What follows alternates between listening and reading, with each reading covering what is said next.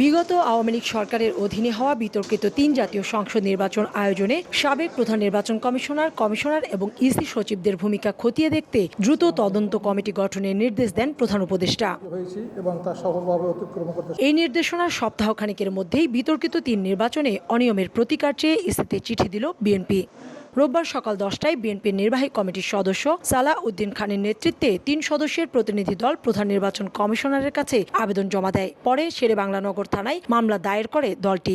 এই যে ভোট তারা করেছে, নির্বাচন কমিশনার সহ তার সহযোগীরা, তাদের বিষয় নিয়ে আমরা একটা অভিযোগ নিয়ে থানায়, এবং দুটি অভিযোগ আমরা প্রধান নির্বাচন কমিশনার, বর্তমান প্রধান নির্বাচন কমিশনার, এই মাননীয় প্রধান কমিশনার এবং মাননীয় আপনার সচিব সাহেব ওখানে উপস্থিত ছিলেন, তাদের কাছে আমরা এই জমা দিলাম।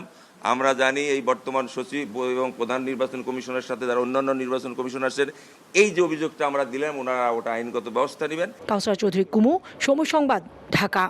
ওই যারা নির্বাচন সংসদ তারা পাইবে।